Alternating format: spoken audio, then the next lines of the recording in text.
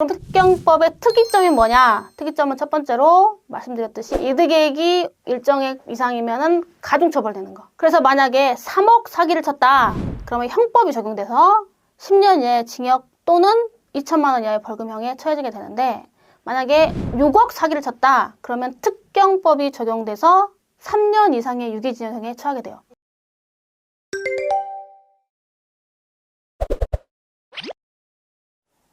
안녕하세요. 나는 변호사다. 김세라 변호사입니다. 이제 뉴스나 신문 같은 걸 보면 자주 나오는 게 경제사범들 나오는데, 그 중에서 특가법, 특경법 이런 거 많이 들어보셨을 거예요.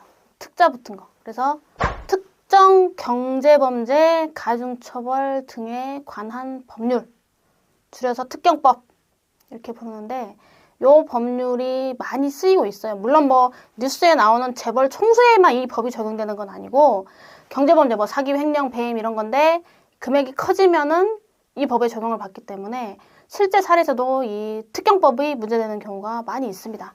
그래서 오늘은 이제 특경법의 주요 내용이 뭐고 이 법이 도대체 무엇인가, 요거를 한번 설명을 해보려고 합니다. 그래서 특경법은 아주 새로운 것이라기보다는 제목부터 그러잖아요. 특정 경제범죄 가중처벌 등에 관한 법률.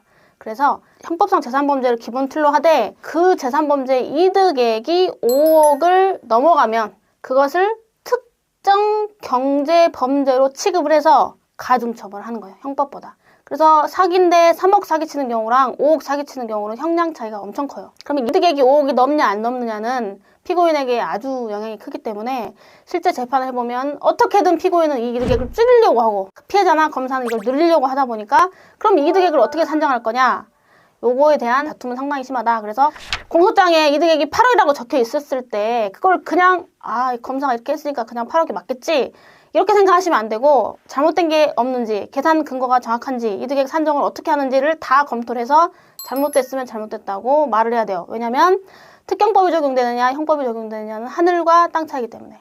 그럼 특경법의 주요 내용 보겠습니다. 첫 번째, 특정 경제범죄 가중처벌. 말씀드렸듯이 사기, 횡령, 배임 이런 형법상 재산범죄 이득액이 5억 이상이면은 특정 경제범죄가 돼가지고 형법보다 가중처벌.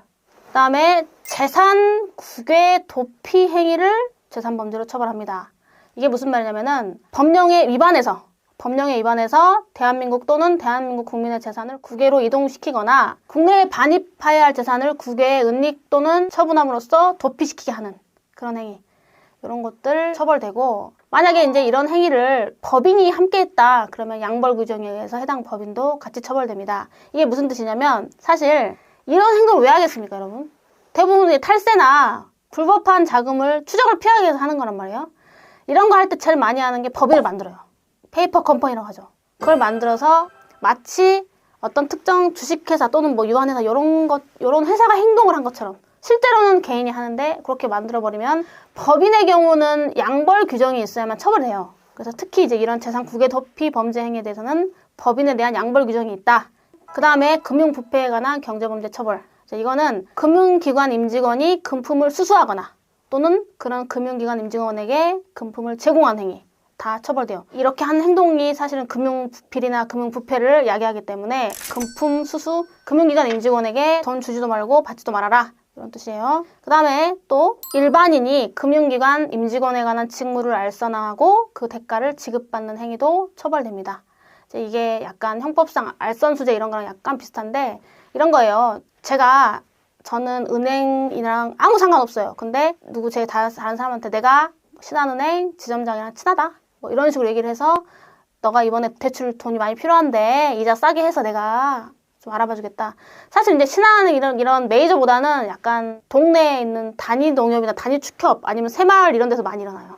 그래서 내가 사실은 친한데 이제 소개시켜줄게 이렇게 해서 소개 명목으로 100만 원, 1000만 원 이렇게 받는 거. 이런 것도 처벌된다. 근거는 특경법.